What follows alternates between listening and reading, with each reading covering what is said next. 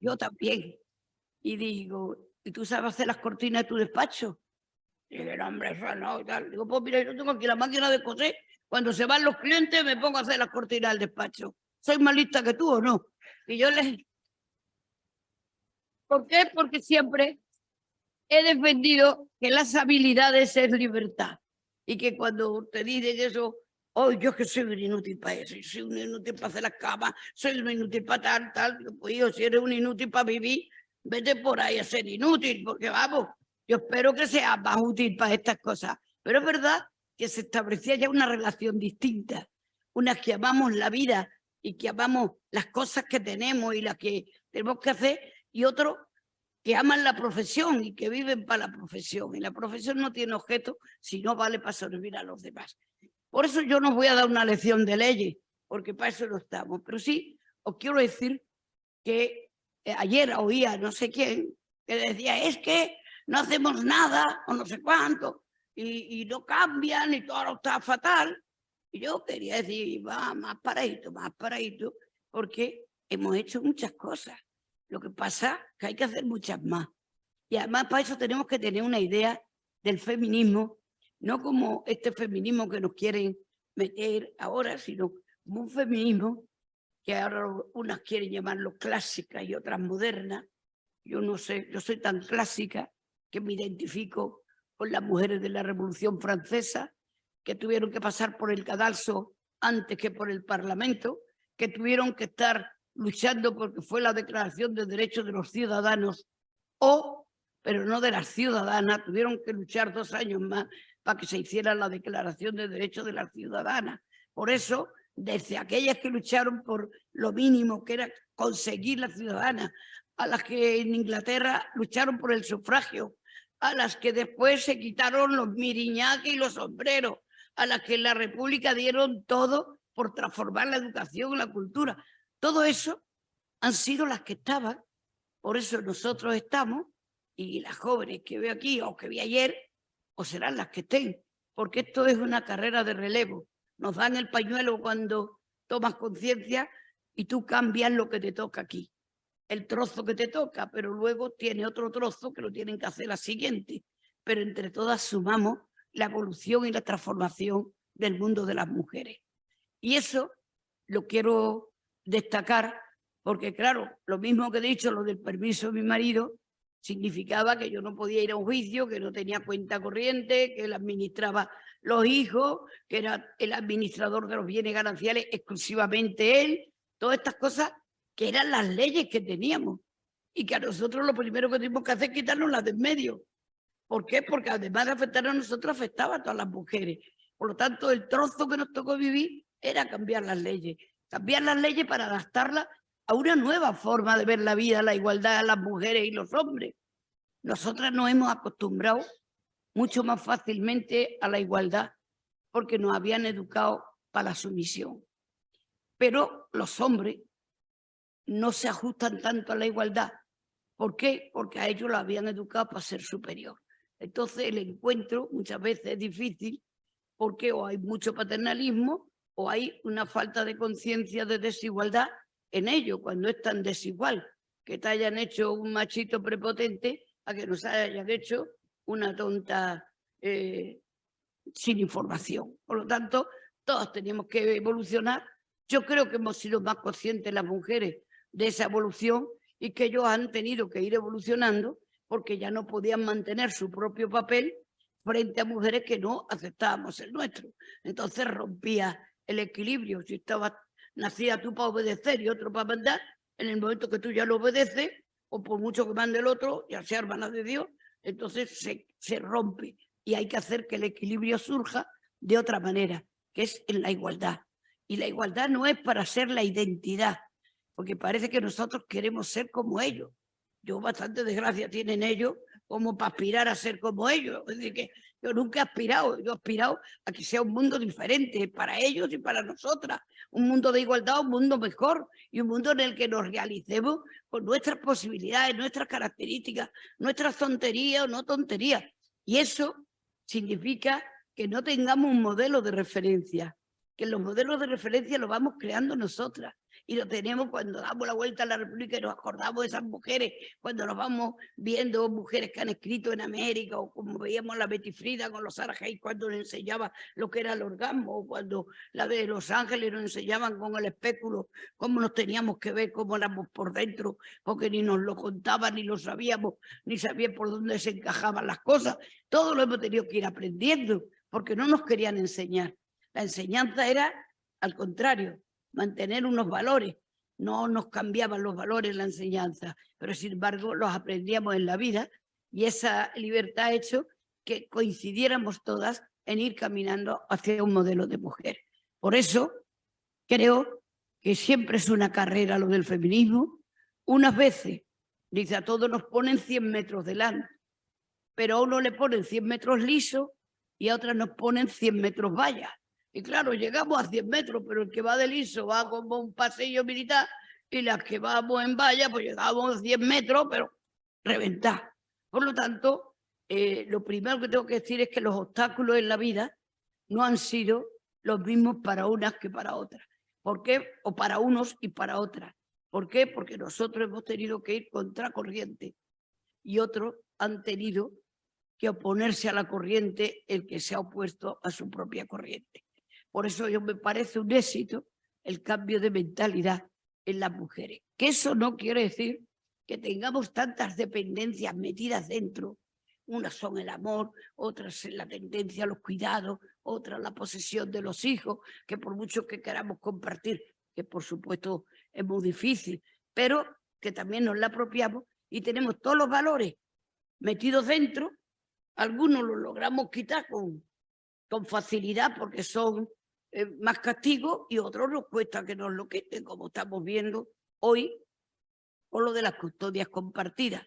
Y ya entramos de lleno. ¿Por qué? Porque estamos acostumbrados, y en España fue obligatorio que hasta los 7 años los hijos eran obligatorios que quedaran en poder de las madres.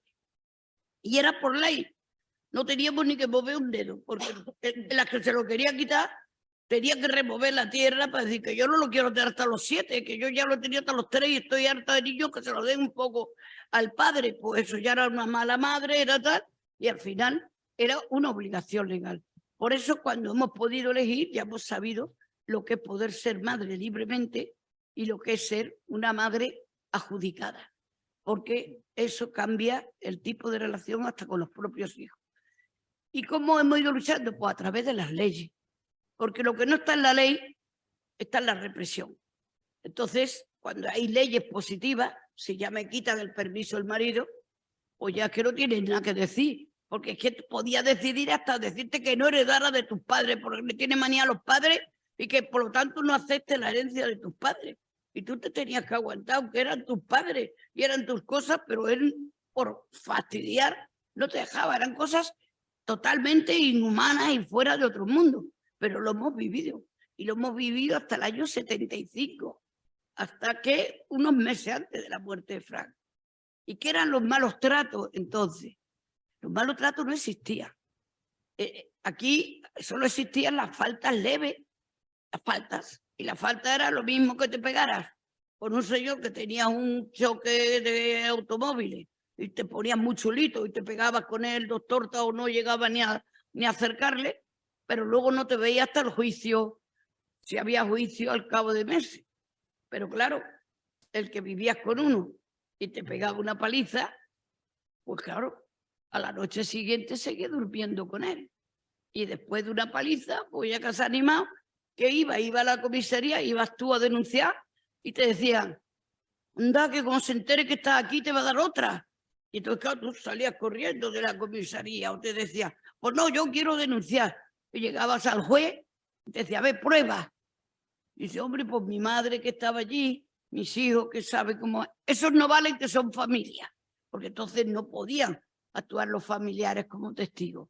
Y digo, hoy voy a tener yo un señor en el armario encerrado, ajeno, para que cuando me pegue salga y diga, yo aquí estoy, lo he visto todo y no tengo familiar con esto. Entonces te metían por adulterio, por mantener a ese señor metido en el armario, ¿entiendes? Es que eran todo cosas absurdas, una presunción contra la verdad de las mujeres y del sentimiento de las mujeres. Por eso hemos tenido que perder tanto tiempo en cambiar las leyes. Tanto tiempo, pero tan positivo, porque las leyes las podemos cambiar y hemos ido cambiando leyes importantísimas y España ha sido pionera en muchísimos países de Europa que han venido a aprender aquí de las leyes de igualdad de nuestro país y las hemos ido consiguiendo paso a paso y lucha a lucha entre todas las mujeres. Otra cosa es cómo se aplican las leyes. Por eso yo no voy a decir ahora la ley de violencia, el pacto de Estado, todo eso que han ido siempre en la teoría leyes para intentar igualar, por lo menos en la parte legal, los derechos de las mujeres, y no te decía con los hombres, sino con nosotras mismas, porque igualar las de ellos significaría que teníamos el mismo trabajo, que teníamos un montón de cosas, pero por lo menos ya teníamos leyes para poder ampararnos, leyes que no tuvieras que ir casi pidiendo perdón por denunciar a tu marido, como de hecho está pasando aún hoy, que denuncia, y hay muchas mujeres que luego no continúan la denuncia porque te viene la presión de los padres, que van a ser tus hijos, incluso algunos hijos, deja a papá, pero no le denuncies. Hay muchísimas presiones que nosotras mismas sabemos que nuestra solución no son las leyes, pero es el camino que tenemos para que alguien nos proteja, aprovechar la ley, pero luego vienen las presiones y cuántas, no porque los jueces asuelvan, sino porque tú misma renuncias a la defensa. Antes solo podía denunciar la víctima, no podía ser, era un delito perseguible solo a instancia de parte, lo que se llamaba. Y solo hasta el año 89 no es un delito público, no es un delito que tenía que ser perseguido por el fiscal en cualquier caso. No es tu delito, es un delito de la sociedad. Y entonces como tal pasa a ser perseguible por el fiscal, denunciable por cualquier persona que presencia incluso frente a la mujer. Lo hemos visto ahora con ese vídeo en que uno le pega una bofetada y ella dice primero que era el padre, luego que no, que fue el marido, y entonces la han denunciado y no sigue adelante, o no seguirá, porque ella no ha comparecido, ha dicho que no le pegó, que era una broma para sacar dinero, cuando sabemos que era una mujer maltratada. Lo que pasa que ganaba el dinero incluso a costa de estas cosas. Entonces, eso vienen pasando muchas cosas, pero son hechos anecdóticos, pero son los que trascienden para querer decir que hacemos denuncias falsas.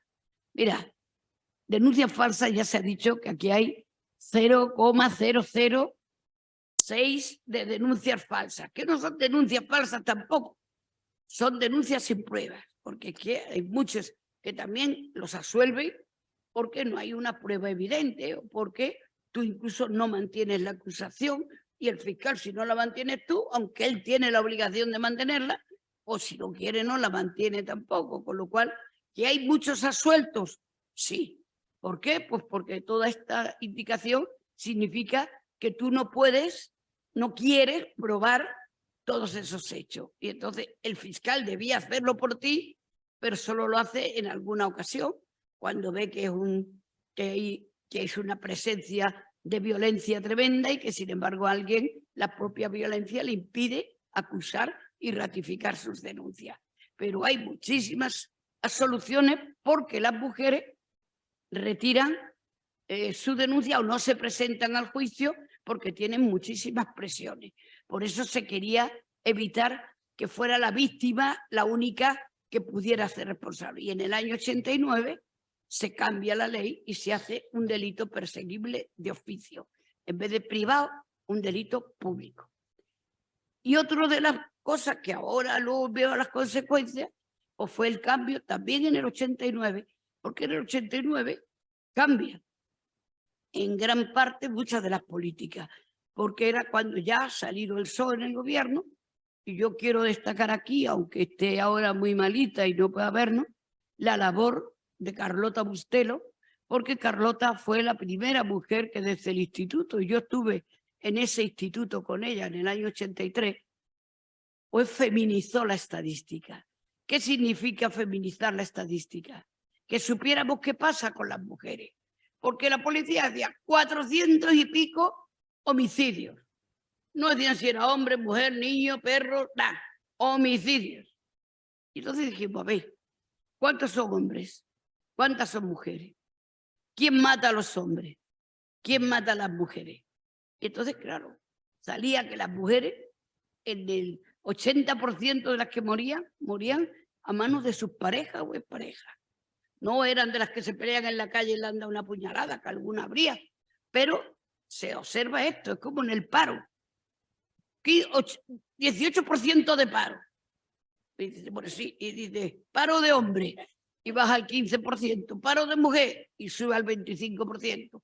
Empezamos a ver lo que era la situación de las mujeres, que era muy importante, por eso siempre le digo que Carlota fue de las personas que feminizó la estadística y supimos lo que pasaba con las mujeres y sabiéndolo podíamos hacer leyes para intentar evitarlo. Dar otra cultura que es mucho más difícil, pero por lo menos leyes que castigan de una forma más objetiva y entonces ya se pasó a tener el delito de malos tratos. Es verdad que no con la consistencia que han tenido luego en leyes de violencia, pero ya sale del ámbito de solo de la lesión que tiene, sino de quién te la produce y en qué forma te la producen. Por lo tanto, ya hay un cambio de evolución en las leyes. Todo eso lo vamos haciendo fundamentalmente en las luchas de las mujeres. Y hace también que en el año 89 aquí no existía el delito de violación, existía delitos contra la honestidad. Entonces, solo podía reclamar si eras honesta. Entonces, para saber si eras honesta, se hacía primero un juicio a la víctima, para ver si la víctima era. Y claro, según quien te hiciera el interrogatorio, te viene un juez, ¿y usted qué hacía a las 3 de la mañana en esa discoteca? Y la otra dice, pues bailar. Dice, pero usted no sabe que eran las 3 de la mañana y que una mujer por la noche, ¿qué hace en la calle?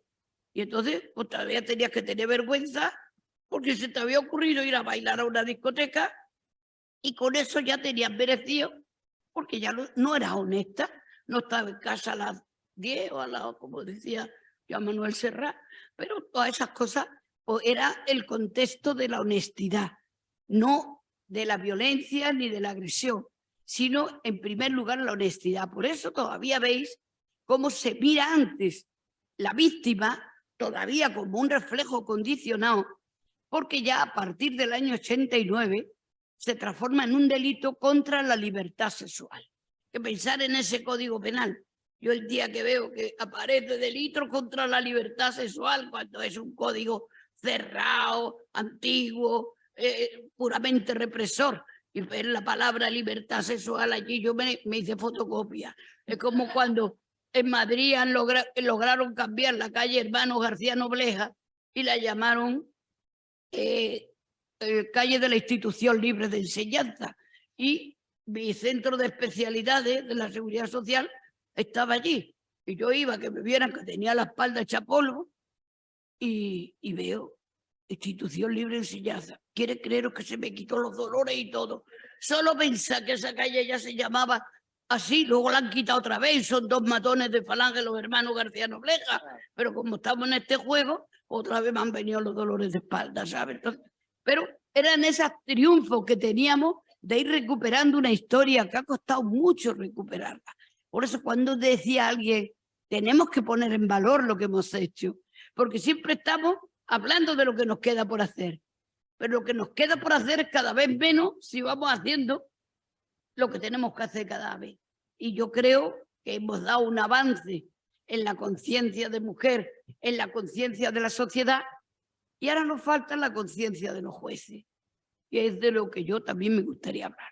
Porque es verdad que cuando ahora con Irene Montero dijo, es que todos los jueces son unos fascistas, vamos. Hombre, algunos es como si le inventaran a la madre, yo, oye, yo no soy fascista, entonces parece que se revela los que no se tenían que dar por implicados, pero los que se tienen que dar por implicados les importa un comino que lo llame fascista porque en el fondo, como diría la Ayuso, estamos en el lado bueno de la historia. Si nos llaman fascistas, estamos en el lado bueno de la historia. No sé qué historia le han contado a ella del horror que significó el fascismo y la guerra mundial en todo el mundo, no solamente aquí en España. Entonces, es verdad que esos jueces, pues, se han autodefendido diciendo que nosotros no somos fascistas y tal.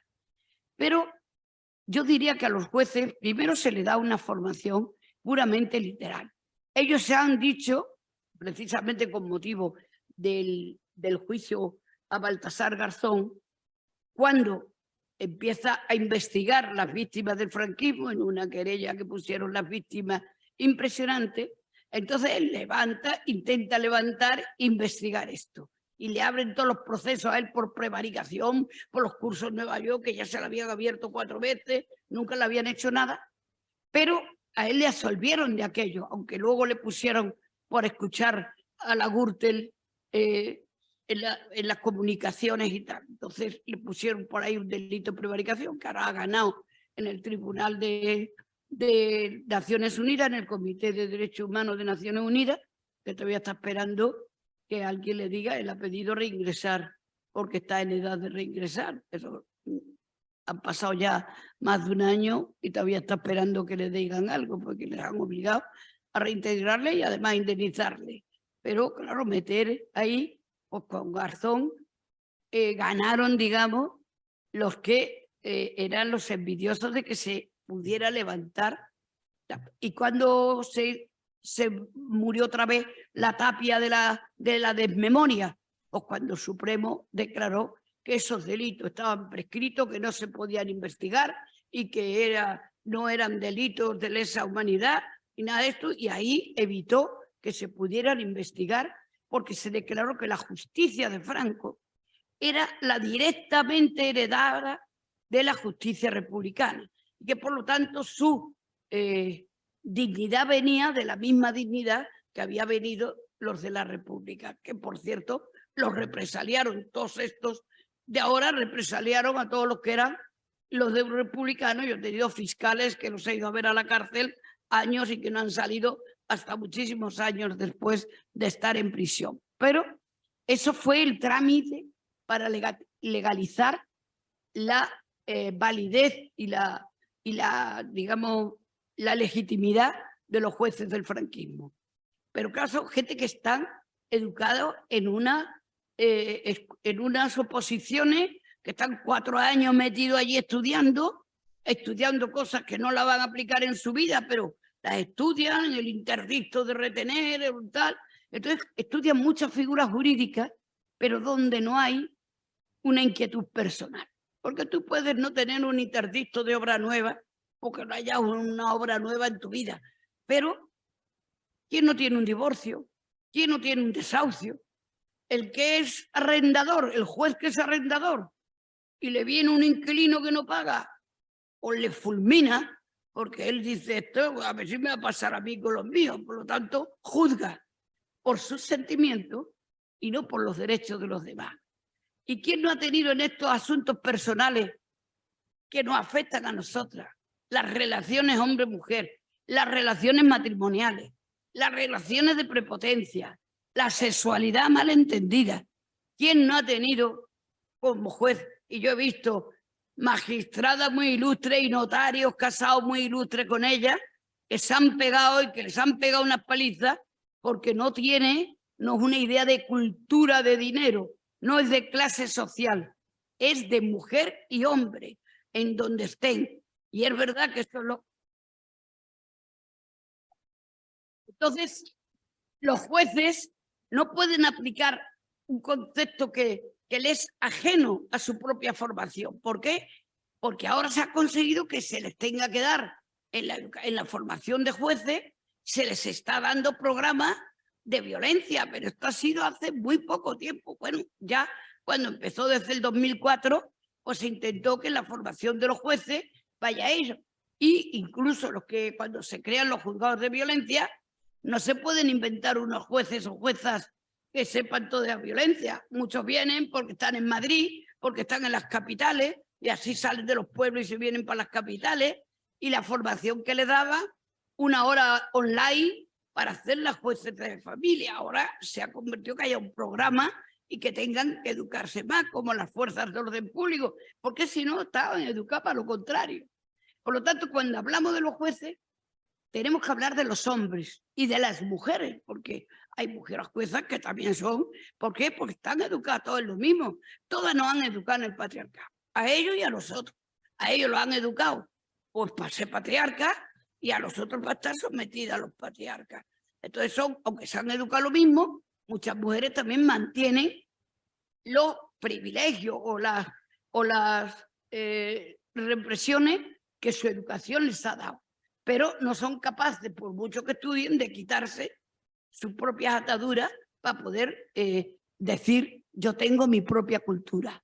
Por eso, en todos los asuntos personales, en los divorcios, cuando ellos se han divorciado, le han puesto una pensión que te cae, bueno, que te cae. Difícil es que te pongan una pensión así, pero le han puesto una pensión, no las pagan, son perseguidos, los hijos les hacen el boicot, ¿no?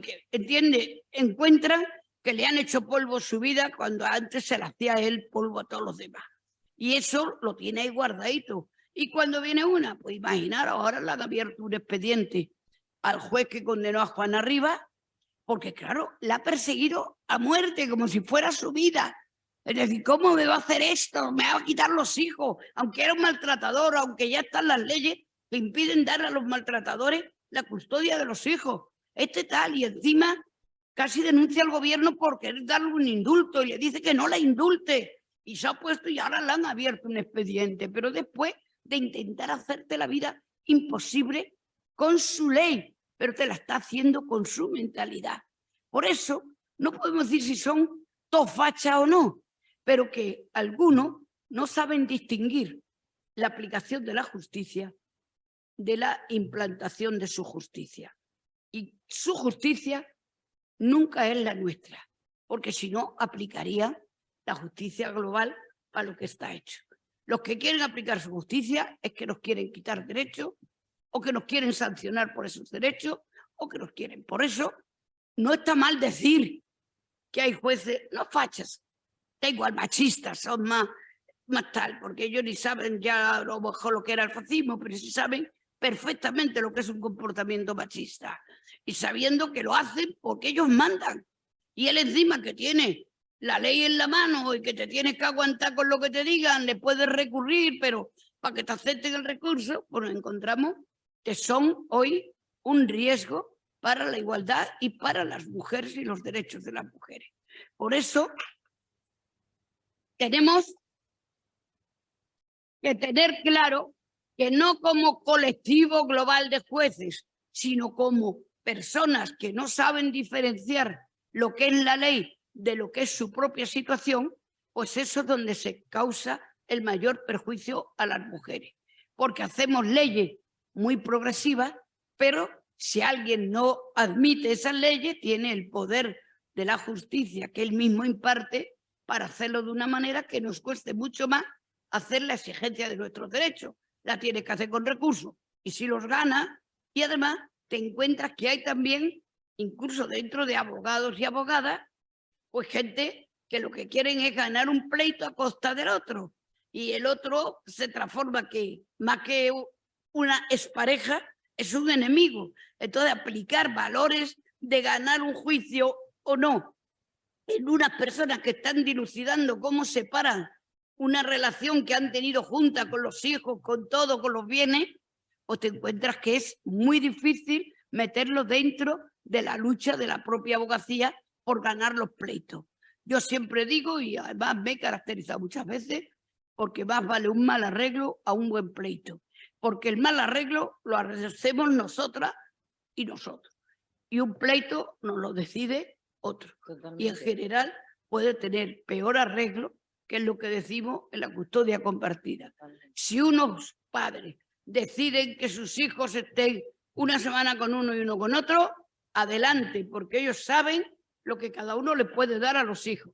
Ahora, no quiero que vean los padres y tal, y viene el juez y está de acuerdo con el padre, porque dice, es que esto es lo que me pasó a mí, porque hay tanto resentido por ahí, que tiene también toga de juez o toga de abogado, que te encuentras con que hay una visión del mundo que pese a que nosotros hemos luchado por leyes igualitarias, ellos no han entrado en el sentido de la igualdad. Por eso hay tanta hostilidad y no lo quiero generalizar porque hay muchísimos jueces y juezas que también han tomado conciencia y están aplicando las leyes en ese sentido o articulan métodos más de negociación, de acuerdo, de tal, o les tenemos que obligar, porque con lo del síndrome de alienación parental, yo aquí en Córdoba tuve un asunto tremendo de una procuradora y bueno, denuncié al del síndrome de alienación parental que les regalaba su libro, el Aguilar Cuenca, a todos los jueces de aquí y claro, pues todos tenían que aplicar el síndrome y claro, aplicar un síndrome de alienación parental, que es que una mujer le puede quitar el amor a los hijos del padre, porque tal, hasta que cuando pase algo es que no le abraza mucho amor, porque si no es más convencer de que no vayan que convencer para que vayan, no se sabe lo que cuesta más. Por lo tanto, ese mal rollo que tenemos con los jueces es el mismo mal rollo que tenemos con las familias muchas veces de los maridos, con el partido que se hace hacia una parte, pero lo malo es que él tiene la llave de juzgar y la llave de dar y de imponer la solución. Y eso hace que en muchas cosas, en muchos momentos, estemos en peores condiciones para llevar las cosas adelante. Por otro lado, yo cuando terminé la carrera no podía ser jueza, porque las mujeres lo teníamos prohibido por ley. No podíamos ser juezas, ni notarios, ni nada de eso. Yo terminé en el año 66 y hasta el año 68, casi 67, no quitaron la prohibición. Pero quitar la prohibición es por lo menos atreverte a que ya te puedes presentar. Pero hasta que te empiezan a aceptar que a una mujer llegue a donde tenga que llegar por medio de la oposición en tribunales que son solo de hombres y que tengan además, estén en el Supremo, dice, es que no hay mujeres en el Supremo. Claro, sí que llevamos siglos de retraso en incorporarnos y sin embargo ahora hay muchas más mujeres entre los jueces que hombres porque aprueban más las mujeres, aprueban las oposiciones y ha cambiado. Antes que era prohibido y en cuanto han abierto la mano, pues ocupamos y arrasamos. Y eso es también lo que pasa, que nos han tenido retenidas incluso siglos, pero que luego hemos salido con una marcha que llegamos. Eso no quiere decir que lleguen todas con una conciencia de feminista y tal. No, que llegan incluso algunas con la prepotencia también de sentirse juezas, de que han entrado ellas por tal y no por la lucha que hemos tenido otras para que pudieran entrar mujeres. Porque para que entraran policías, para que entraran tal, porque eso lo hemos luchado nosotras. Y yo me acuerdo cuando entró la primera policía municipal, una rubia, oh, estupenda, toda la prensa, mirá, la primera policía, tal, guau, la sacaron, tal, y a los 2 años la mandan a Teruel, y me escribe, estaba yo de diputada, y me escribe, mira Cristina, lo que me ha pasado, que estoy embarazada y he tenido que ir de paisana a un acto de la Benemérita y me han sancionado. Dice, pero es que no me cabía la falda. Ya estoy de 7 meses y no me cabe la falda. Pues mi madre me ha puesto remiendos y tal para darme movilidad a la tripa, pero ya no me puede poner manos, da más de sí la tela y tal. Entonces, y dice, y además me habían mandado que paseara en los últimos meses del embarazo para que no se me hincharan las piernas y por salir a la calle me han puesto otra sanción. Bueno, pues yo escribo al ministro de Interior y llevo a la Comisión de Defensa del Congreso, porque como la Guardia Civil está militarizada, presento una proposición de ley para que se regule en el reglamento de la Guardia Civil el uniforme premamá y que lo hago extensivo para todos los centros militares y tal que han permitido la entrada de las mujeres.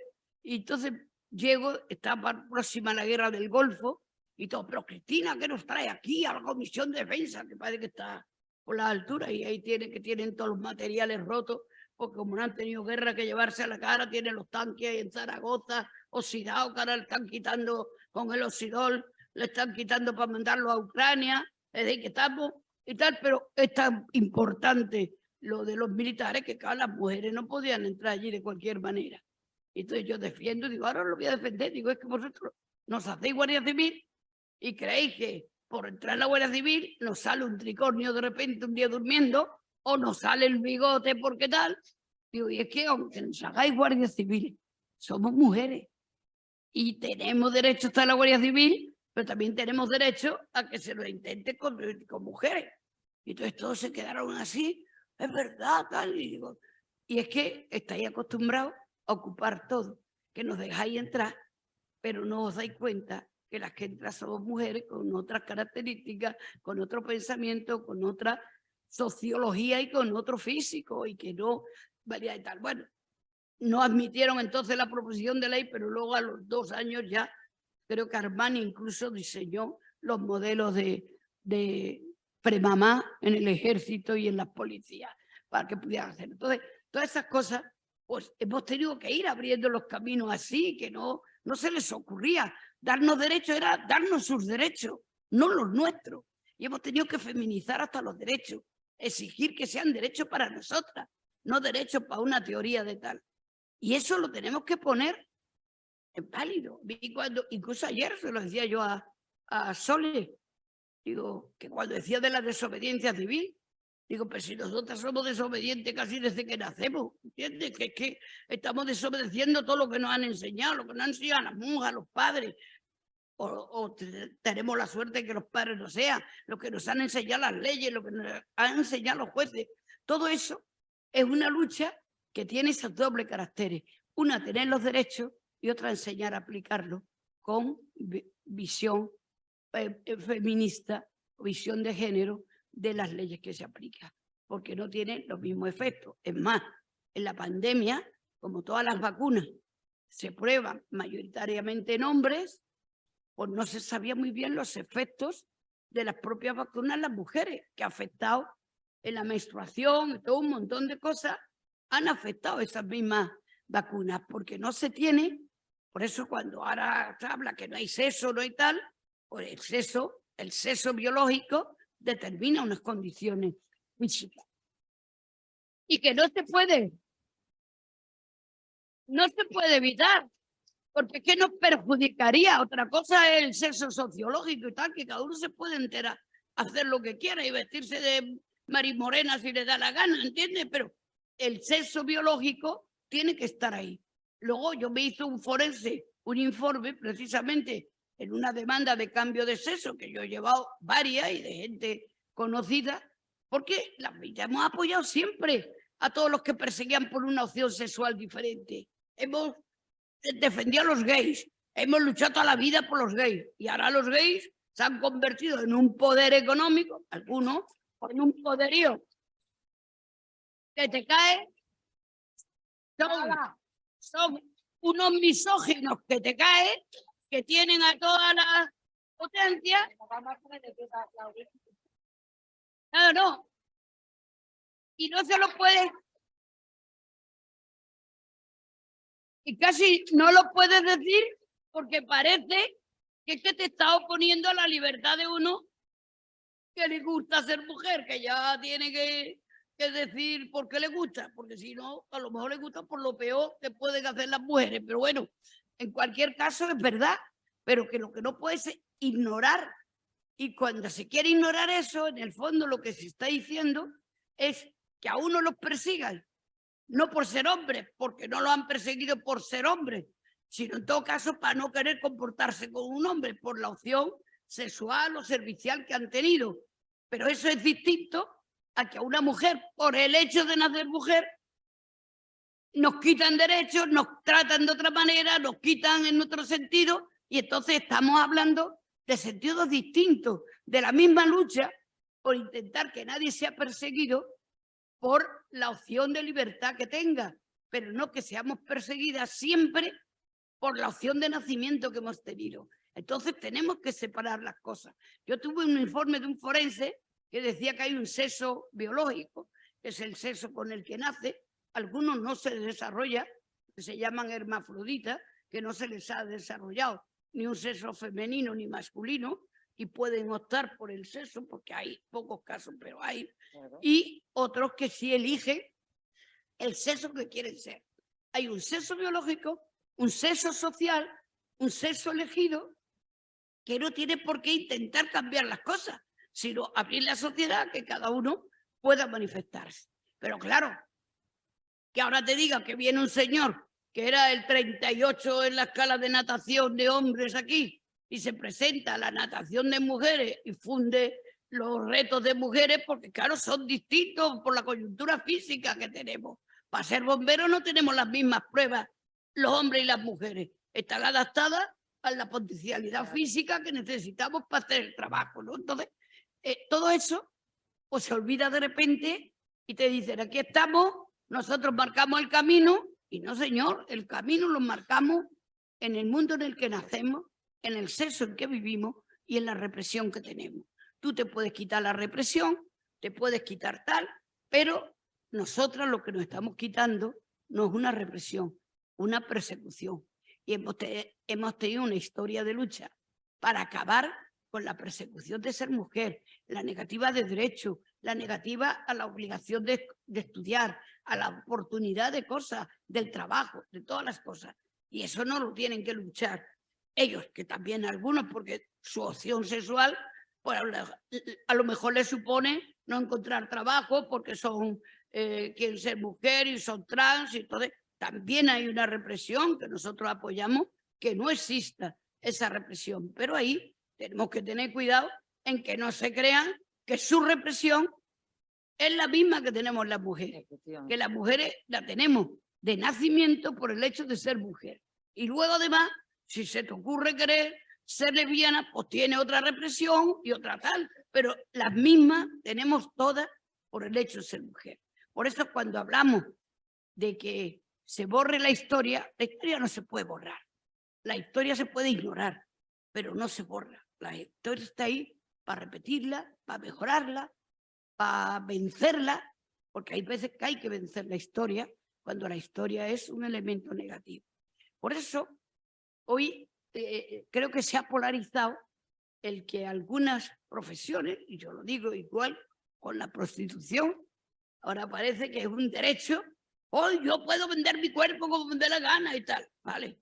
Bueno, pero perdona con eso, es decir, vamos a llamar a nuestras hijas, niñas, a ser prostitutas, que gana, venga, y tenemos una universidad de prostitución. En el primero nos enseñan el griego, en el segundo el francés, en tercero la lluvia dorada, y vamos ahí perfeccionando todo eso. Alguno va a decir a sus niñas, venga, a ser prostituta, estudia para esto y tal. Pues no se hace. ¿Por qué? Porque saben que en el fondo una cosa es la libertad de tener relaciones como te dé la gana y con quien quiera y las veces que quiera, y otra cosa es que tengas que aguantar que paga y te haga lo que le dé la gana y que lo menos le importa tal, porque lo de Pretty Woman es una película.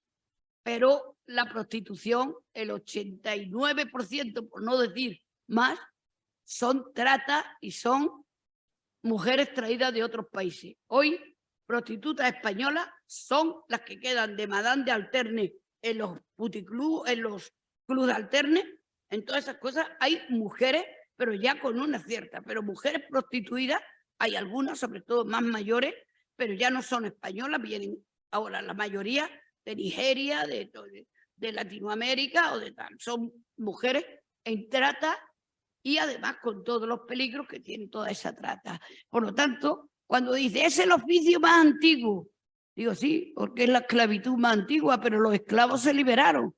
Y sin embargo, las mujeres no se pueden liberar porque ellos la necesitan. Es que siempre, como decía uno, siempre habrá hombres feos que ¿dónde van a ir a ligar?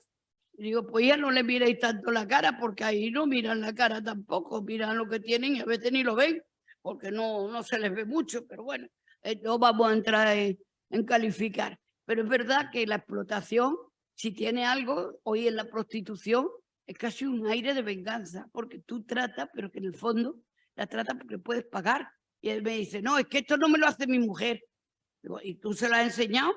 Digo, porque a lo mejor a ella también le gusta, ¿no? Dice, oh, es que si sabe eso, ¿dónde lo ha aprendido? Claro, entonces ya eres sospechosa porque eres un poco espabilada en estas cosas. Entonces, ha habido toda una capa de hipocresía que se entiende como derecho lo que es la explotación de otra persona.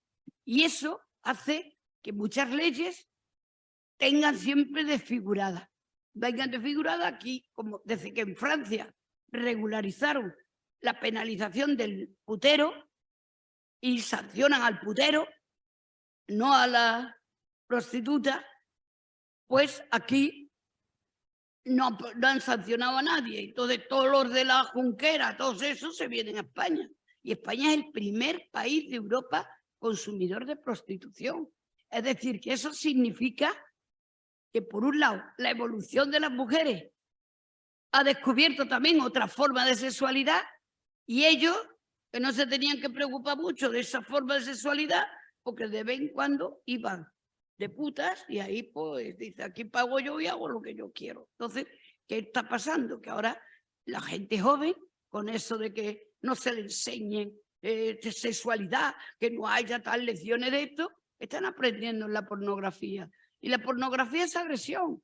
Y hoy yo el otro día he visto en un centro comercial de Badalona más de 4 chicas de 12, de 15 años violadas los servicios de ese centro comercial por 4 menores de 14 y de 12 años.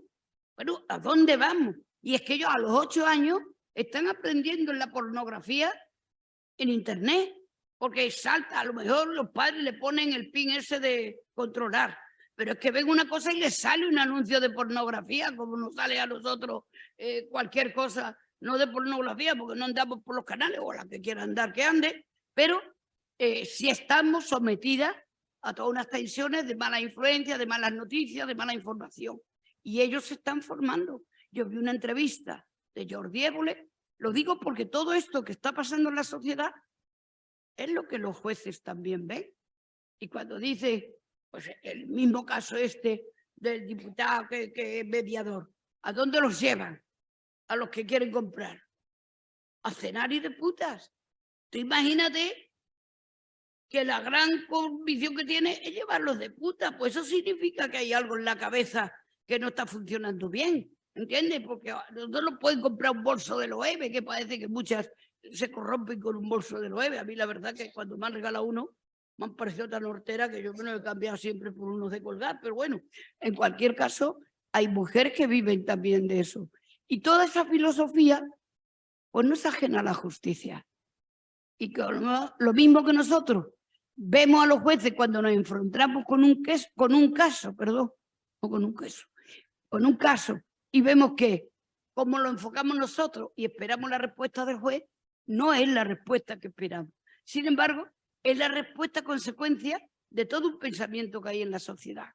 Y los jueces, que saben blandir mucho el que yo aplico la justicia, yo soy el que manda en la justicia, no sabe que lo que está haciendo es traspasar la injusticia de los privilegios y de la desigualdad a un sitio donde debía encontrar el amparo y la igualdad.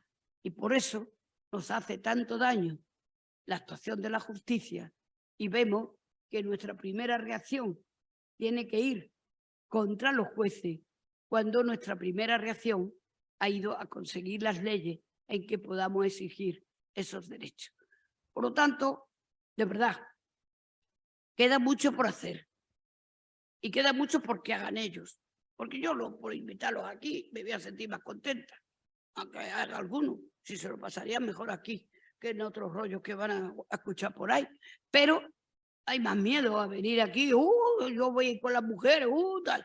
Cuando están todo el día con las mujeres y están deseando hasta llevarlas al puticlub. Es decir, que ya no entiendo por qué tienen el rechazo, lo tienen a los pensamientos. El rechazo lo tienen a la igualdad.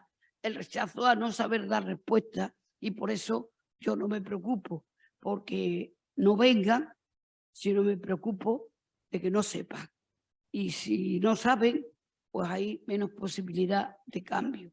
Yo en la justicia he aplicado todos los conocimientos desde el feminismo para hacerle cambiar la visión de vida que ellos tenían. Y yo creo que cuando lo reflexiona desde el punto de vista de una justicia más justa, porque cuando es más igualitaria es más justa, cuando es imperativa es injusta, y por lo tanto cuando le razona de lo que significa la justicia, creo que muchos han tomado conciencia. Por eso no se puede hablar colectivamente, pero sí, como ya no es ni siquiera mayoritariamente de hombres, porque lo era exclusiva, ahora ya hay mujeres, tenemos que ir matizando muchas cosas que en la justicia sirven de positivo y cosas que sirven negativamente. ¿Que hay más de lo negativo? O por ahí. Pero sobre todo que lo que a nosotros nos interesa, que son los derivados de las relaciones personales, hombre-mujer, de los conflictos de pareja, son conflictos que ellos han tenido y tienden a resolverlo en la misma forma que querían habérselo resuelto ellos y se lo ha resuelto otro, a lo mejor a la contra. Por lo tanto, no hay un colectivo fascista de jueces, pero hay un colectivo masculinizado y con leyes que se aplican desde un punto, leyes de igualdad que se aplican con una visión desigual de la vida y que por eso crean injusticia. Porque la desigualdad existe, si la ignoras, estás creando injusticia. Así que tampoco nos demos por negativos los jueces, que también han tenido que cambiar, que más de uno está ahí, tiene al de Juan arriba gritando como un loco, no la indulten, que este hombre que le quitaban los hijos y tal. Pues bueno, cuando los hijos querían estar con su madre, ni se les oye ni nada, y en cuanto uno dice yo papá, pues venga papá, porque es la venganza, están haciendo como sexo a través de la justicia. Y yo creo que eso es algo que tenemos que evitar, pero que yo no le doy totalmente una visión negativa, sino que estamos en la misma lucha en la sociedad y los jueces y las juezas vienen de la misma sociedad en la que estamos nosotros y en las que están ellos. Por lo tanto, tendrían la obligación de reciclarse antes, pero no se reciclan con toda la fuerza que tenemos. Bueno, muchas gracias. Y ahora al debate.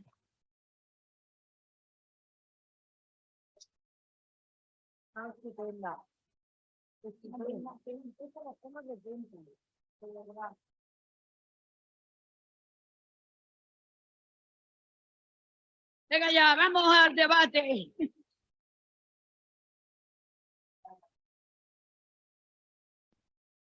Yo no me levanto por la rodilla, ¿eh?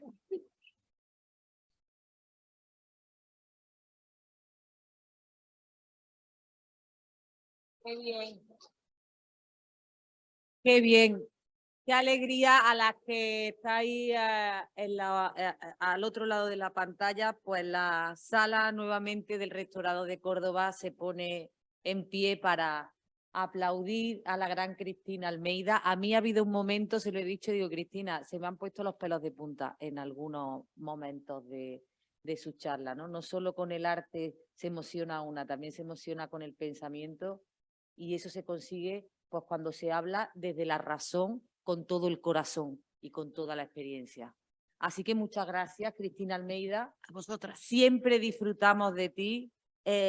Gracias por todo lo que has dicho, a pesar de todo lo que está lloviendo y de todas las etiquetas que nos ponen por ir en contra del sistema y de lo establecido.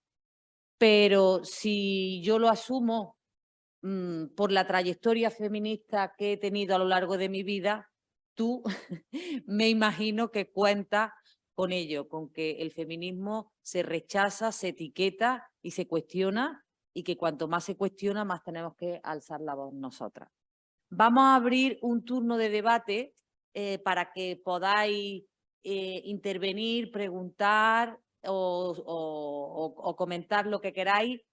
Antes de leer el manifiesto que leeremos a las 12, ahí en la puerta de este rectorado, y que os pido, antes de empezar el debate, yo me veis que estoy a varias bandas porque estoy en las redes también difundiendo lo que está pasando. Os agradezco que por favor os metáis en algún momento y todo lo que podáis poner con el hashtag 33 Feminario con número, que nos etiquetéis y que, bueno, pues que nosotras tenemos que hablar de nosotras, porque en contra de nosotras se habla mucho, con muchos medios, con mucho dinero y con mucho poder. Así que abrimos el turno de debate, levantáis la mano. Vale, pues por allí, si alguien le puede pasar el micrófono. Ella es la primera, perfecto. Y también a través, pregunta, mira, me dicen también que si habéis firmado las hojas de, disculpa, la hoja de asistencia, que por favor la firméis. Quien no la haya firmado, ¿la vais a pasar ahora? ¿Están firmadas? No, hay algunas que me están haciendo que no con la cabeza. Pues luego fuera firmáis. Eso es. Y vale. Y podéis pedir la palabra también a través de del chat.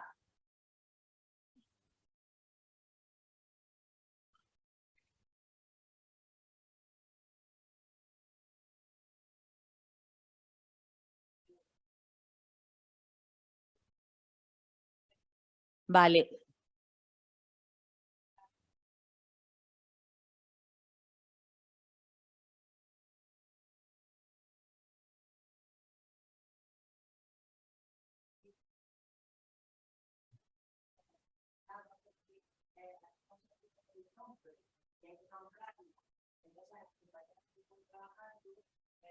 Solo se te está escuchando, perdona, solo se te está escuchando aquí porque no tienes el micrófono.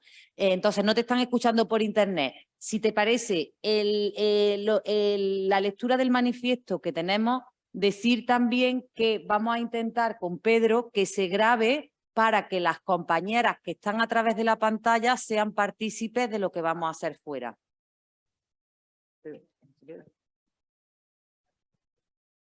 Y miembros de la Eso, si no, no plataforma se le oye. que por favor se pongan en la pancarta, además de todas las que vamos a estar allí alrededor, porque somos las que somos, pero somos muy potentes y eso hay que visibilizarlo, ¿vale? Gracias. Gracias a ti. ¿Dónde está? Bueno, 33 años de potencia. 33 años, que se dice pronto, pues el debate. Bueno, buenos días. Preséntate. Soy Sara Berlori, superviviente de explotación sexual, y quería hacer un apunte sobre lo de la trata, los datos que se dan, ¿no? 89% creo que has dicho, Cristina. A ver, en mi opinión, y yo lo suelo decir en mis charlas, ponencias, de una forma u otra, todas somos víctimas de trata. ¿Por qué? Porque en su definición, pues también hay una trata que es por captación y engaño, que es la que operan nuestras universidades. No nos olvidemos de esto. Donde captan a nuestras universitarias con un fin, su explotación sexual. Entonces yo siempre digo que hay la trata coercitiva, digamos cuando te traen a punta de pistola amenazando a tu familia desde países empobrecidos, y la no coercitiva. Hay que tener siempre en cuenta esto, que es mediante captación y engaño.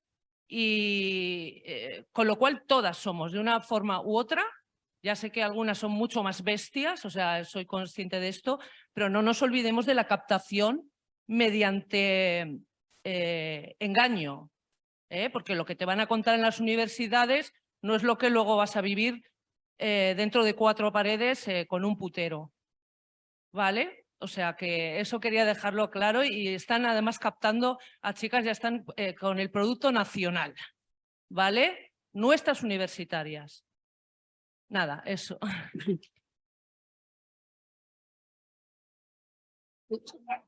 Yo, de todas maneras, como estaba hablando de los jueces, claro que tengo que sacar los temas que también pasan por ahí. Y yo estoy de acuerdo que hay lo que hoy se entiende como explotación sexual y hoy lo que se entiende por prostitución, es verdad que se genera más, de una forma más continua, en la trata de mujeres traídas aquí. Pero es verdad que lo hay ocasionalmente, la que a través de la venta de su cuerpo obtiene unos beneficios que les parecen rentables para su carrera y tal, y que son engañadas para ir a ejercer no de prostitutas, sino a tener relaciones sexuales, pero que luego ya son obligadas y que luego se creen que van a ser ellas las que manden en esa sexualidad. Y sabe que ahí el que paga manda, sea universitaria, sea una viejita de 80 años, pero que tiene ese vicio. Ellos. Bueno, en cualquier caso, estoy hablando del negocio de la prostitución. Viene a través de unas redes que no están en manos ni del Estado ni nada, y luego hay mucho más diluido una corrupción que se está dando, pues hemos visto los MENA, las chicas que hay en centros de acogida, que a través de ofrecerles dinero y ofrecer cosas, se están dedicando a la prostitución y han encontrado ya cadenas que se dedican a eso, y mujeres universitarias que incluso, y lo digo también porque todo es cosa a discutir, pues las que han querido hacer el sindicato de trabajadoras sexuales. Bueno, pues claro que hay algunas que piensan que ese es el trabajo que les corresponde en la vida. Yo, como entiendo que la sexualidad es de cada una y hace con ella lo que quiere, pero cuando la tiene que vender, pues me parece que no es tuya ya, sino eres un producto en venta que tú te ofreces con una intención, pero el que te compra va a comprar lo que él quiere, no lo que tú le quieres dar. Entonces, es verdad que sería, pero para discutir un solo tema de la prostitución, yo lo he querido meter en los problemas de hecho de hoy, que cuando tratas siempre hay. El otro día yo pasé por el Congreso de los Diputados y había una manifestación de 10 o 12, no, bueno, había unas cuantas, diciendo no nos quitéis el pan de comer. Y eran prostitutas que estaban allí, tal. Y me decían, ¿dónde está la izquierda?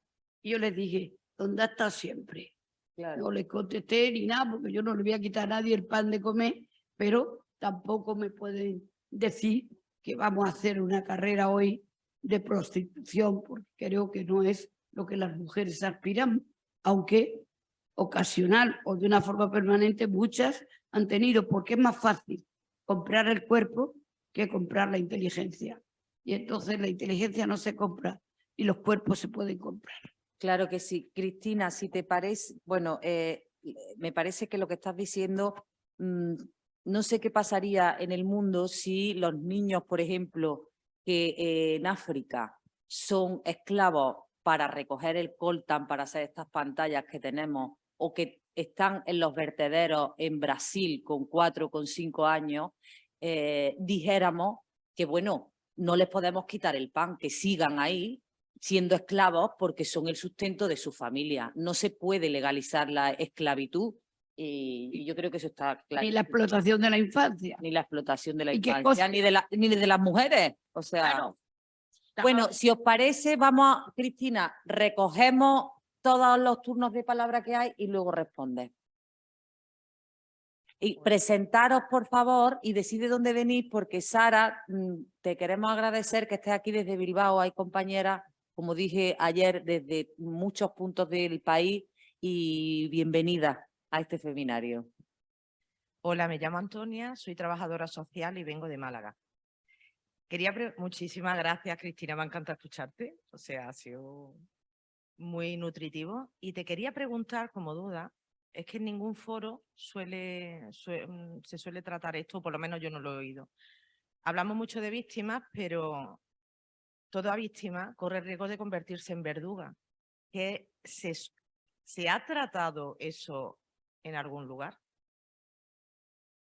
Esa es mi pregunta. Me gustaría que desarrollaras tú, que tienes más letra menúa, como decimos aquí. Muchas gracias. Muchas gracias. La siguiente mano que había levantada, por aquí, Virginia. Buenos días, yo soy Paqui Granado y vengo del Centro de la Mujer de Maracena. Bueno, Cristina, mil gracias de verdad. Cristina, ¿ahora sí? Sí. Vale. Digo que mil gracias por tu ejemplo, por tu entereza, por tu honestidad, por todo. Bueno, ¿qué te voy a decir? Como siempre, inspiradora en lo que nos cuenta. Y yo, y por supuesto que entra en esto si lo veo oportuno y si te apetece, pero teniendo en cuenta tus referencias, lo que has dicho, teniendo en cuenta la situación que tenemos en este momento a nivel general en el movimiento feminista, aprovechando de tu experiencia y sobre todo de tu sabiduría, ¿cómo ves tú? ¿Qué estrategias? ¿Qué hacer ante lo que tenemos en esta división terrorífica, en esta bomba interna que se nos ha puesto en el camino tan fuerte? ¿Qué piensas y qué planteamiento? Si te apetece entrar en ello. Gracias. ¿Hay más? ¿Hay más preguntas? Por aquí, a ver, aquí a coro. Sara, ¿tú también querías? Sara de Móstoles, no. Hola, hola, buenos días. A ver, yo lo que veo es que efectivamente la institución del matrimonio, o sea, no deja de ser, aunque se llame matre y parece, o sea, parece que es que nuestra, Acércate, que es de las madres, pero claro, yo lo que tengo entendido, que no he estudiado Derecho, es que claro, surge de alguna manera como todo lo que hay en este coto, o sea, todo lo que sucede en este coto es mío.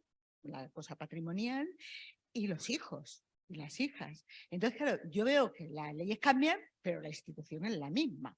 O sea, que hay igualdad. Yo algunas veces hasta me planteo si en el derecho, con el derecho español no se puede forzar el matrimonio de una menor, porque como necesita el permiso del padre, dice, a lo mejor el permiso del padre es la obligación de la hija. Pero bueno, ese es un matiz. Y luego ya concreto, dice, no se podría establecer que para el impago de pensiones, de alimentos, porque ya me imagino que pensiones de las otras no hay, fuera un delito que se persigue sin abogado, sin procurador, porque claro, es que es la contradicción, dice que mire que no tengo los ingresos, pero me los tengo que gastar. Y claro, y al final los que siempre tienen el dinero para gastárselo, para perseguirnos, y impaguemos o paguemos todo, son ellos.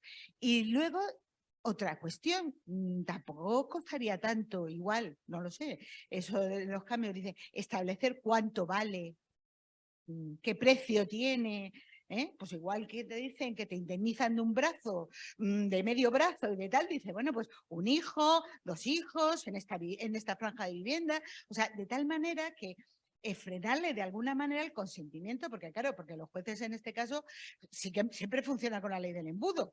O sea, es decir, 60 euros para que coma la criatura todo el mes, dice, pues qué barato se come en este juzgado. A lo mejor es eso, que en el juzgado se come muy barato, pero que entre otras cosas, claro, nadie lo tiene establecido. Y luego otra cosa ya también de ley, que esta igual no nos toca, pero igual también tiene su opinión. O sea, esto de que dentro del Producto Interior Bruto, que además decidió toda la Unión Europea, entre la prostitución como un cálculo que hay que hacer. Claro, yo pensaba que a lo mejor era lo que nos estaba impidiendo el medidas abolicionistas, pero claro, Francia lo ha hecho. Entonces, claro, el que tengamos esa doble moral de decir, bueno, pues es que es un negocio que te mueres, pero luego por otra parte no, claro, dice, no se cuenta, se deduce, ¿no? Pero como Estado queda un poco feo, ¿no? Que nuestro Producto Interior Bruto crezca precisamente por la explotación sexual, ¿no? Gracias, Coro. Os voy a leer, mientras que le pasan el teléfono a Rafaela, que ha pedido la palabra, algunos de los comentarios que tenemos en el chat. Rita Alcalde dice, enhorabuena por todas las personas, las mujeres que habéis invitado. Hablar desde la experiencia llega. Una se siente representada porque nos han pasado esas cosas o muchas de ellas. Gracias de corazón. Miriam dice, me parece que hay muchas más mujeres prostituirse españolas de lo que se ve. Algunas ejercen desde sus propias casas, otras fuera de España. Ana María dice, a lo que ha dicho la compañera, creo que siempre hay mujeres alienadas, si entendemos el poder como lo entienden ellos, poder para explotar a otras personas. Cometeremos el error que comenta ella, ser verdugas de otras. Y Rafaela Vale, bien. Pastor tiene la palabra. Muchas gracias, Lourdes Pastor. Cristina, Cristina, un auténtico placer. Ya te decía ayer que aprendí mucho de ti y de Rubiales en aquellos programas de Hermida, que erais las dos mujeres que en la década de los 80, yo creo que fuiste, que nos pusisteis en la piel, que la política es imprescindible para organizar las sociedades y por ende que las mujeres tenemos que estar en ellas. Me ha encantado oírte porque hablas desde la experiencia, eres muy buena comunicadora además, y yo te veo inteligente y divertida, que no es poco, y divertida. Mi pregunta es, porque tú sabes mucho de esto, mi pregunta es, en el momento que estamos viviendo muy mal, porque incluso la izquierda, como sabemos, pues con la ley trans y con la resistencia a no abolir la prostitución, la resistencia o digamos la connivencia con la pornografía y con los vientres de alquiler. Ahora tenemos elecciones municipales, nosotras las feministas votamos, y lo sabe todo el país, claro. lo vamos a tener muy difícil, pero digo de elegir, porque claro, si la izquierda, el feminismo es de izquierda, hemos dicho ya, y ya lo ha dicho Amelia hace muchos años.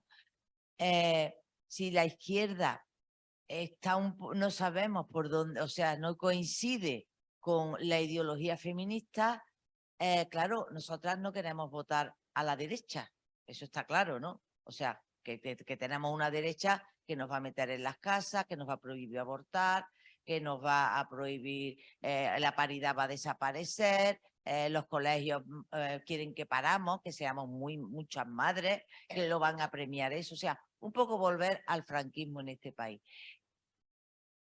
Tú digamos, ¿qué posicionamiento tienes para que salvemos los trastos de las libertades en este país?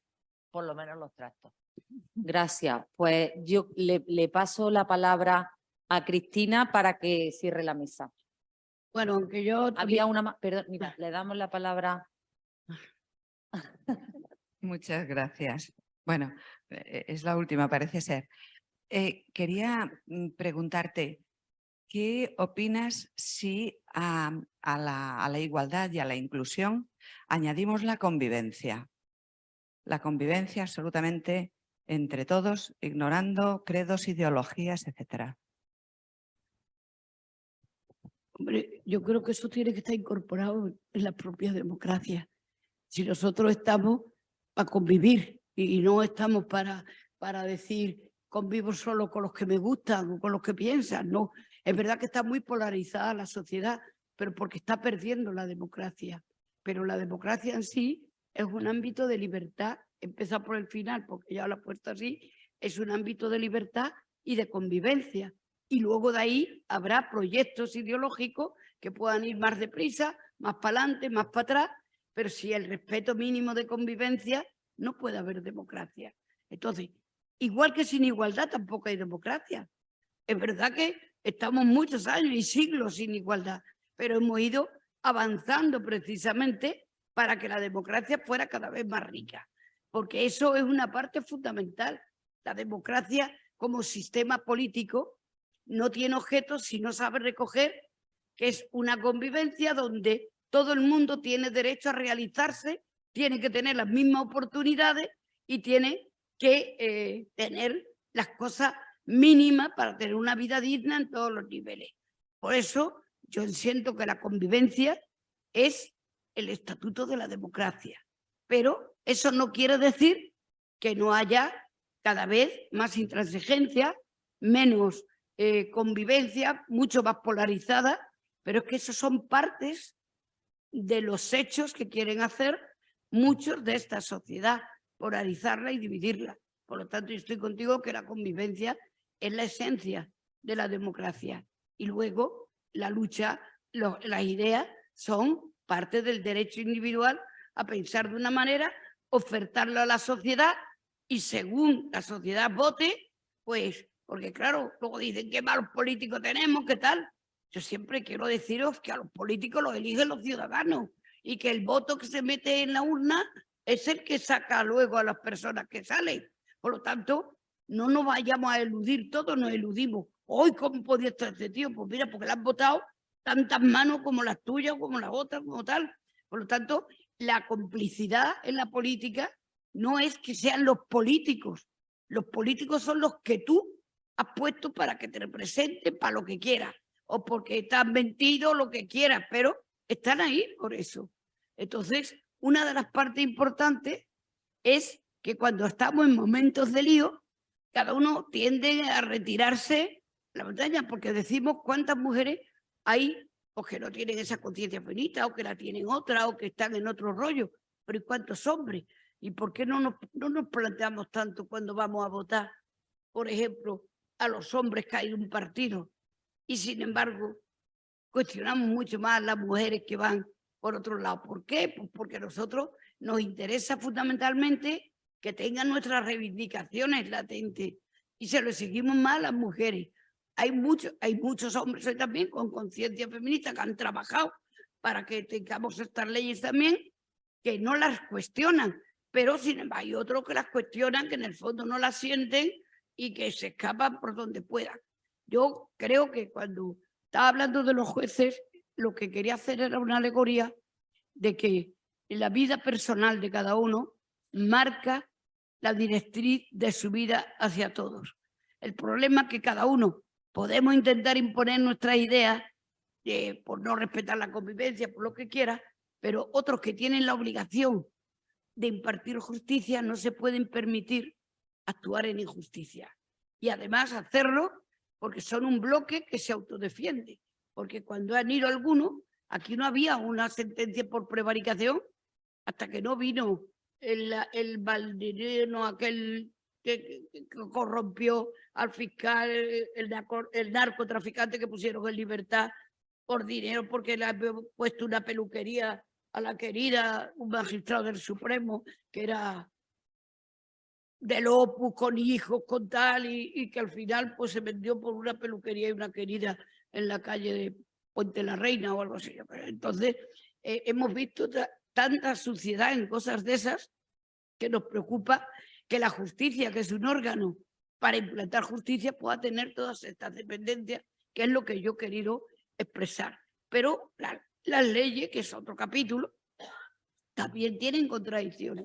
Y en este momento estamos viendo, yo no me he entrado de lleno en las leyes, pero por ejemplo, en la ley del sí es sí, que ya estamos solo sí es sí, o solo sí es sí, está bien. Pero en cualquier caso, es verdad que esa ley lo que está intentando hacer es una ley que todos los artículos son de protección a la mujer. Porque la mayoría de los artículos de penalización solo hay 3 que regulen, pero lo demás es cómo se forma a los jueces, cómo se forma la policía, cómo se tiene que ayudar en todo el proceso. Son normas para aumentar la protección real de la mujer y luego hay penalidad. Claro, al haber puesto que los abusos ya no existen, que son todos agresión, pues claro, los abusos tienen unas distintas penalidades. No es lo mismo que te toquen el culo en el metro sin más, a que te encierran, te manoseen en un rincón y te metan en un váter a hacerte. Pues hay una gravedad que se entiende más fuerte, menos fuerte, en orden a la agresión. Y eso, cuando hay una ley, requiere pena.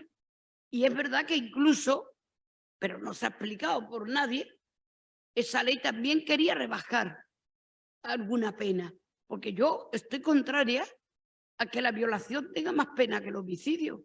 Porque por el mismo precio te mato en vez de liberarte. Pero como está supervalorada la violación, la agresión, que yo me recuerda cuando en el colegio nos ponían de ejemplo, en mis tiempos, claro, a María Goretti, que era una santa, que la mataron por defender su hermosura.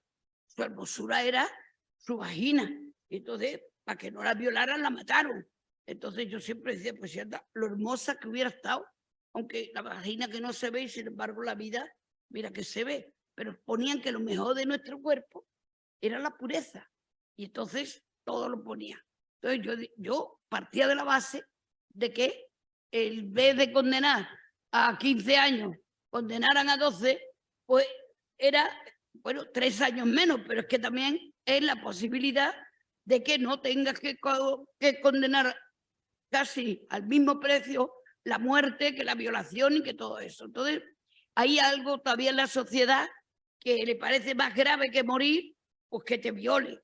Porque en el fondo los que defienden nuestra vagina no somos nosotros, sino son ellos también, ¿entiendes? Entonces, hay muchas cosas que no están confusas, pero que se han lanzado todos en picado. Y se han lanzado en picado porque es verdad que se tienen que revisar algunas penas. Pero eso de que salen los violadores a la calle, saldrán los que han cumplido, porque si tienen 12 años y llevan ya 11 y medio, pues saldrán en 6 meses, pero no porque venga la ley a quitarle años. Le habrán quitado más a los de abuso, ¿qué tal? Pero como nadie lo explica, porque todos los que quieren, en este caso, y lo digo con todo el respeto y también con toda la acritud de la que soy capaz, lo que no puede es hacer una guerra con algo que nosotras todas estamos también de acuerdo en el solo sí, y puede entonces decir, no, tenemos que meter, como hizo la ministra de Justicia, que para contestar a que había que tener alguna prueba, pues que diga, hombre, por lo menos que tenga una pequeña heridita. Y dice, bueno, a un señor que le roban el reloj le dice la policía, no se lo habrás dado porque quería, no te habrá caído simpático el ladrón y le has regalado el eso. Y te dicen, no te resistas, que te va a hacer más daño, dale el reloj, lo que tengas de valor. Sin embargo, a nosotras que nos piden, resístete, que se note que no quieres, porque es que si no es que te gusta. Ellos se piensan que aquí nos gusta, pues como en la manada, uno vio que era una orgía. 5 tíos como un armario en un cuarto de ascensores casi de 1 metro por 2 de largo y 5 tíos ahí metidos y que te violen por todos los lados y todavía digan que era una orgía como vio uno. Digo, yo no sé qué orgía se ve, se la debe meter en un embudo y hacérsela él solo, porque es una cosa que nos agreden más estas concepciones de la vida y por eso nos están acostumbrando a que tengamos que tener, pues eso, era delitos contra la honestidad y era que teníamos que guardar nuestra honestidad. Entonces, la ley del sí, que yo no estoy de acuerdo con la defensa que han querido hacer en ese ataque de que no hay que hacer pruebas, en todo tiene que haber pruebas. Lo que pasa es que son muy difíciles las pruebas en hechos que se aprovecha la oscuridad, la soledad, el que no haya testigos para poder tener pruebas.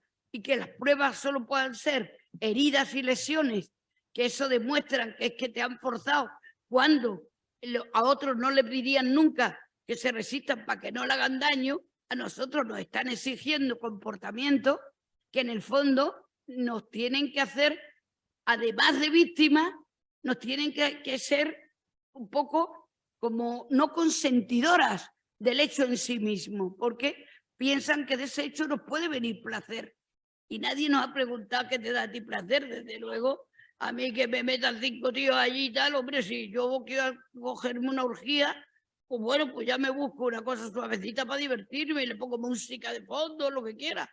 Pero vamos, en el despacho de los ascensores, allí sin poderte mover, y uno encima te grabándote para ponerte en las redes, pues me parece que son situaciones que no tienen que ver con nada, con el deseo ni con la sexualidad.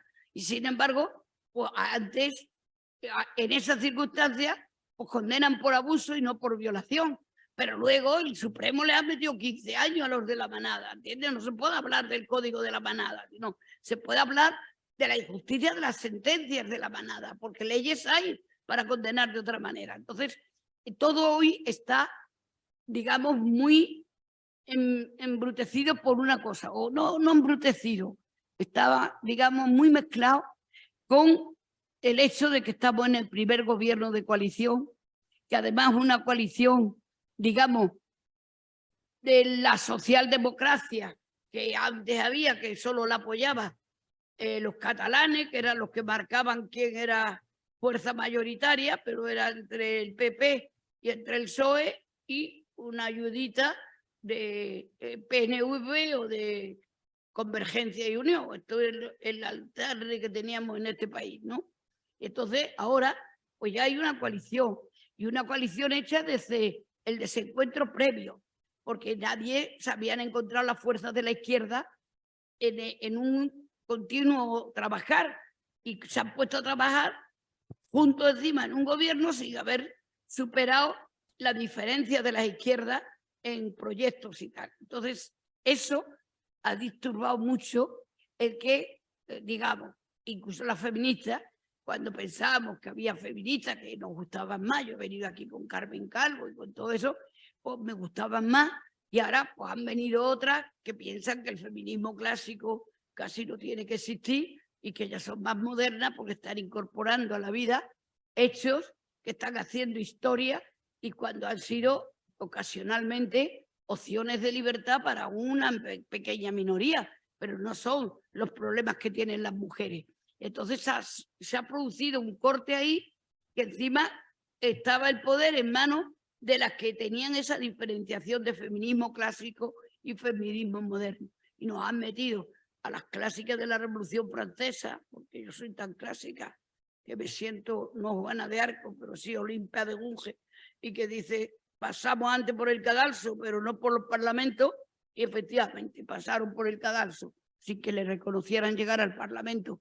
Pero todo eso está cambiando a una velocidad que no nos da tiempo, porque tampoco nos queremos meter abiertamente con el gobierno de izquierda. pero el gobierno de izquierda son todos los que están ahí metidos, ¿entiendes? Todos los que están apoyando la coalición. Y tenemos que sacar lo positivo de todo ello para que no perjudique a las aspiraciones del movimiento feminista. Y eso a veces es difícil, porque puede más el sentir que te han robado tu feminismo y están viniendo con otro, y entonces la otra está ocupándose a las minorías porque piensan que hay que ocuparse, pero la gran mayoría de la desigualdad, que somos las mujeres, pues estamos quedándonos un poco como en la idea de que nuestros problemas tienen que ser los de esas minorías, cuando los nuestros son muy variados, y que a una mujer tú le hablas de ahora, de si tiene disforia de género o tal, y dice, yo lo que tengo, que estoy harta de este aquí, que me tienen entre dos machacadas, y entonces no está en ninguno de los grupos de protección. Entonces, ahí en ese momento hay una desorganización. ¿Qué tenemos que conservar? Pues mira, para mí, básico, que se vote a la izquierda. Es separar esta unida. ¿Por qué? Porque todo suma. Y no lo digo por sumar, que también es importante, porque cuanto más se sume, pues más se puede aunar el voto, pero aunque sea separado, la izquierda suma. Si no llega a poder sumar, pues se quedará la que ha sumado. Pero yo tendría siempre esa idea. No ganamos nada en la abstención. No dejamos nada en decir yo no voto, porque para esto, o si no votas, no te quejes. Si no eres capaz de cambiar algo, tú no va a cambiar nada para ti. Entonces tenemos que tener esa idea, que tenemos que hacer donde más podamos ver la transformación, vayamos a votar eso. Lo que no vamos a votar es donde no vayamos a ver seguro que vamos a ir para adelante, sino que vamos a ir para atrás. Entonces eso para mí es fundamental, a veces sin más razonamiento. Por muy malo que me parezcan, y uno horrible lo de la izquierda, y por tal que me parezcan demagogos, que me da igual. Porque como luego se tienen que juntar, todos tienen que ceder. Y a mí me parece que de esa cesión, lo único que estamos haciendo también es unir voluntades para muchas cosas. Y yo me gustaría, como nuestros problemas están ahí, y están ahí de muchas maneras, y están ahí en las manifestaciones del 8M, y están ahí en que dice, nosotras no arrasamos. Nosotras arrasamos en las calles. Los 8M han sido millones de personas las que hemos salido siempre a la calle, que han venido a observarnos de Europa cómo podíamos movilizar en el 18 a tantísimas mujeres y a mujeres jóvenes ahí. ¿Por qué? Porque tenemos presente lo que son los avances de la igualdad y lo que queremos para cambiar. Por lo tanto, no echemos para atrás por las divisiones, porque yo creo que se está produciendo, y lo digo sin tener el espíritu de Sherlock Holmes, se está produciendo un entrismo. Entrismo es cuando se meten personas en un movimiento para intentar hacerlo cambiar de estilo o de forma. Pues yo creo que ahora hay un cierto entrismo que viene, pues por lo mismo que he hablado de lo que eran los gays, de todo esto, pues estamos haciendo un entrismo en que se valore más la ciencia, la técnica, lo externo, que la lucha interna de lo que significa de verdad la igualdad. Y cuando hablamos de los bienes de alquiler, no estamos hablando de esa pobre hermana que quiero hacerle un hijo de mi hermana, porque tal, que eso, vamos, eso no vende ni en las clínicas. Lo que vende es el que paga por tener a una señora 8 meses con un contrato, que tiene que salir bien el niño o la niña, si no se lo quedan, se lo devuelven. Y estamos hablando de un comercio de niños y de un alquiler no para una hora de putero, sino para 8 meses de padre deseoso de ser padre, ¿no? ¿Entiendes? Y como dice, ser padre es un deseo, a veces se cumple, a veces no se cumple. Lo que no se puede es convertirlo en un derecho exigible, y exigible para una persona comprando su cuerpo y todas esas cosas. Es decir, pero estamos en que muchas mujeres fijaron lo que tienen que hacer para tener un hijo. Nos han exigido a nosotros que seamos madres. Parece que si no eres madre, eres un ser inservible. Y ahora cada vez hay más que no quieren ser madres. Pero vamos, yo que no tengo hijos, no tuve una decisión de no ser madre. Pero a mí, cuando me casé, lo que quería era vivir sin hijos, divertida y casada. Cuando me separé ya no había tenido los hijos, no me había tiempo de invertirme suficiente para tener un hijo. Y me quedé colgada desde que me separé hasta que vino el divorcio en el 81. Y para poder tener un hijo solo tenía que poner a nombre de mi marido, porque si no, no lo podía reconocer yo, que era un hijo adulterino. Porque aquí es que los hijos no eran iguales. Había hijos legítimos, que eran los de matrimonio. Aquí una natural, que son las que son madres solteras, pero que no tienen impedimento de matrimonio. Los adulterinos, que eran los que tenían casados, pero no con sus respectivos esposos o esposas.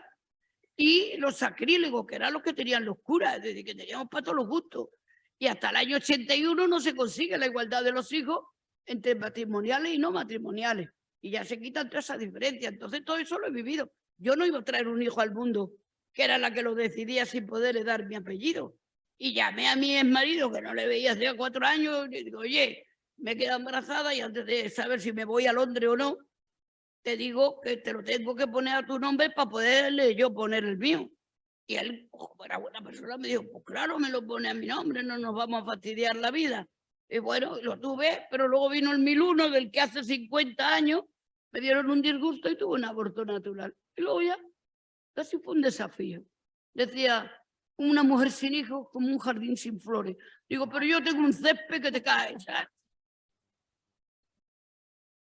Entonces, la función de la maternidad no es la propiedad de un hijo, sino el deseo de hacer el bien a todos los que te encuentran por el camino. Yo no son mis hijos, pero son mi preocupación por hacer una vida mejor a todo el mundo. Y me parece tan relevante como una madre, ¿entiendes? Así que no, no haces tanto daño ni siquiera a veces como una madre. Pero bueno, estamos en que cada una ha tenido las circunstancias en la vida. Pero a nosotros nos han hecho una exigencia, que no hemos ido de todo, no hemos hecho de todo. La fecundación in vitro, lo otro, lo tal, no lo he hecho de nadie, pero la fecundación in vitro y todo eso. Y luego, pues se ha dado cuenta que como ellos nunca se miran sus partes, por eso te cambió una esterilidad masculina, pero pues está en el ambiente y se han hecho estudios de semen. Y os digo por si tenéis interés. El mejor semen es el de Galicia, porque tiene tan poca. Y el peor semen es el de Tarragona, porque hay tanta industria petroquímica que afecta a los espermatozoides y están fatal. Y entonces la esterilidad masculina, que nunca se ha estudiado, ahora se está estudiando y se está viendo, pero las que ha hecho los esfuerzos siempre hemos sido las mujeres. Ahora empieza a ir alguno a decir pues, que no les valen todos los bichitos que tienen, que no valen para nada, pero siempre decía, componer uno, dice, pues ahora aunque ponga 3 millones, pues tampoco pesca nadie un óvulo. Entonces, son cosas que han pasado y que ya hay muchas que no están viendo la maternidad como una exigencia, sino como una decisión. Entonces es distinta y hay muchas mujeres que han decidido no tener hijos, porque bueno, todo eso son temas que estamos pendientes, que entran entre la decisión, el derecho, la voluntad y la exigencia social. Y luego, que alguna me ha preguntado, aparte que ya le contesté a lo de la prostitución de jóvenes, que con el dinero, ella piensa que el dinero se puede ganar de cualquier manera. Y entonces hay muchas que para estudiar o para comprarse buena ropa. Yo me acuerdo que amigos míos... Sí. No, pero que te digo que...